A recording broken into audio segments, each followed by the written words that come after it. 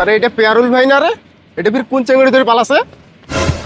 এ আলম ভাই পেয়ারুল ভাই চেঙ্গুড়ি ধরে পালাছে। আয়, আয়, আয়, আয়। ধরো কোন চেঙ্গড়ি ধরি পালাছে পেয়ারুল লোক ধরো। এই দাঁড়াও, এই আমার পিটেছেন কেন? মেম্বার চাচা তোমার সরো তো আমার এলাকা ঢুকিয়ে চেঙ্গড়ি ধরি পালাছে তোমার সরো। মেম্বার চাচা তোমার শরত আমার শাস্তা করেছি। এই তুই মেম্বার না মুই মেম্বার? হ্যালো, মুই থাকতে কোনো কিছু করি পাবেন না। হেই মুই এলাকার মেম্বার নহ, কোন পিঠা আছে তোর কথা তোর কবুল করি পেলা তো দেখো কি হয়।